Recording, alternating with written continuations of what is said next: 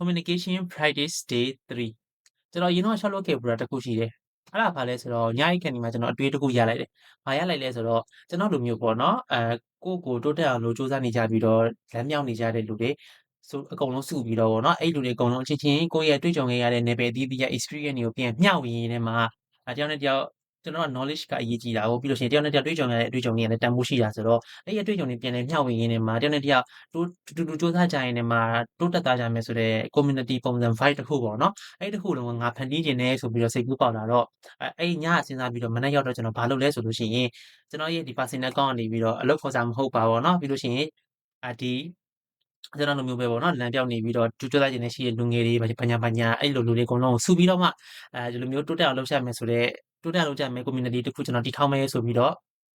post တင်ပြီးတော့အလုပ်ခေါ်စာ group တွေမှာshare လိုက်တော့ကျွန်တော်ရဲ့ဒီ community အဲ့ group လေးတွေကိုတော့လူတော်တော်များများတော့ရောက်လာကြတယ်ပေါ့နော်ရောက်လာကြပြီးတော့အဲ့ထဲမှာကျွန်တော်ပထမစဉ်းစားတဲ့ idea ကကြတော့ကိုယ့်ရဲ့တွေ့ကြုံအတွေ့အကြုံတွေပြန် share မယ်ပြီးလို့ရှိရင်ကိုယ့်ရဲ့ခံစားရတဲ့ခံစားချက်တွေကိုဒီမှာလာပြီးတော့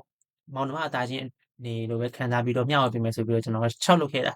6လုပ်ခဲ့ပြီးတော့အမှကျွန်တော် event တွေပါတယ်လည်းကောက်ကိုရှောက်ပြီးတော့လုပ်တယ်ပေါ့နော်ဒီစကားပြောတာလေ့ကျင့်တာတို့ပြီးလို့ရှိရင် topic တစ်ခုပေါ်မှာဆွေးနွေးတာတို့ debate လုပ်တာတို့အစုံပဲပေါ့နော်ကျွန်တော်ရှောက်ပြီးတော့ run ကြည့်ခဲ့ဘူးလေပြီးလို့ရှိရင်ဒီလိုအခြေအနေများကိုဘာလုပ်မလဲဆိုတော့event တွေပါတယ်လည်းကျွန်တော်ရှောက်ပြီးတော့လုပ်ခဲ့ဘူးသေးတယ်ဒါပေမဲ့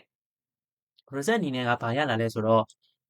ကျွန်တော်ကအဲ့လိုမျိုး community တစ်ခုကိုဦးဆောင်နိုင်တဲ့အရေးချင်းရယ်ပြီးလို့ရှိရင်လုံလောက်တဲ့ knowledge တွေရှိမနေခဲ့တာကိုအခုအချိန်ကာလရောက်တော့မှကျွန်တော်ပြန်ပြီးတော့အတိတ်ကိုပြန်ကြည့်နေမှပြန်တွေ့လာတာဘာလို့ဆိုတော့ဒီလိုမျိုး community တစ်ခုကိုလေ့လုပ်မယ်ဦးဆောင်မယ်ဆိုလို့ရှိရင်ကျွန်တော်မှာလိုအပ်တဲ့ resource တွေကအများကြီးရှိတယ်အဲ့တော့အဲ့ကနေကျွန်တော်ဘာသင်ခဲ့ပြီးလို့ရှိရင်လူတွေအကုန်လုံးကလည်းပြီးလို့ရှိရင်လူတွေအကုန်လုံးကလည်းသူတို့မှာသူတို့ရဲ့ဒီ demand ရှိတယ်ပေါ့နော်လူတွေရဲ့ demand ရှိတယ်အဲ့ demand ကကျွန်တော်မဖြည့်ပေးနိုင်ဘူးဘာလို့ဆိုဖြည့်ပေးနိုင်တဲ့အရေးချင်းနဲ့အရေးသွေးကျွန်တော်မှာရှိမနေဘူးအခုလည်းရှိနေလားဆိုတော့မဟုတ်ဘူးကျွန်တော်အခုလေ့ကျင့်နေစေပေါ့နော်အခုကျွန်တော်ဒီ communication လေ့ကျင့်တာတော့မှ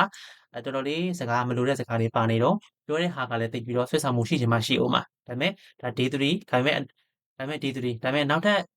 ဘယ်နှစ်ရက်လောက်နေလို့ရှိရင်လည်းကျွန်တော်ဒီထက် day 3ထက်ပိုပြီးတော့ကောင်းတဲ့ result တွေတဖြည်းဖြည်းရလာမှာပေါ့နော်အဲ့တော့အဲ့ဒီအချိန်ကာလမှာကျွန်တော်ဘာကိုသင်ယူခဲ့ရလဲဆိုလို့ရှိရင်ဒီလိုမျိုးကိုယ်လိုဖြစ်ချင်တဲ့အရာတစ်ခုကိုထူထောင်မယ်ပေါ့နော်ကျွန်တော်ခုနပြောတဲ့ community ပုံစံ vibe မျိုးဒီလိုမျိုးလူတွေအကုန်ကြိုးစားပြီးတော့တူတူတိုးတက်သွားကြမယ်အတူတူအာနေရာတစ်ခုရောက်အောင်သွားကြမယ်ဆိုတဲ့နေရာမှာကိုကအဲ့နေရာတစ်ခုကိုlead လုပ်နိုင်မဲ့အရည်အချင်းပြီးလို့ရှိရင်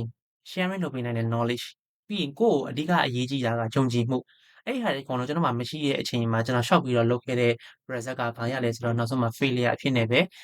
ကျွန်တော်ဒီကောင်ကိုဆက်လည်းမလုပ်ဖြစ်တော့ဘူး။ဘာလို့ဆိုတော့ကိုယ်မှာဒီဟာတွေထပ်လိုတယ်ဆိုတာသိတော့ဆက်လည်းမlead လုပ်နိုင်တော့ဘဲနဲ့အဲ့ကောင်လေးကိုကျွန်တော်အဆုံးသတ်ခဲ့လိုက်ရတယ်။ဒါပေမဲ့ပြန်လုပ်ဖို့အစီအစဉ်ရှိလားဆိုလို့ရှိရင်တော့လုပ်ဖို့စဉ်းစားမိတာတော့ရှိတယ်အစီအစဉ်လည်းရှိတယ်ပေါ့နော်။ဒါပေမဲ့အဲ့လိုမျိုးဖြစ်လာနိုင်ဖို့lead လုပ်နိုင်ဖို့အတွက်ကိုကျတော့ကျွန်တော်အများကြီးထပ်ပြီးတော့ဖြည့်ဖို့လိုအပ်တဲ့ဟာကိုသင်ခန်းစာအဲ့ကနေပြီးတော့ကျွန်တော်ရခဲ့တယ်။ဆိုတော့ဒါကတော့ကျွန်တော်ရဲ့ D3 speaking လေးပါပေါ့နော်။အားလုံးပဲကျေးဇူးတင်ပါတယ်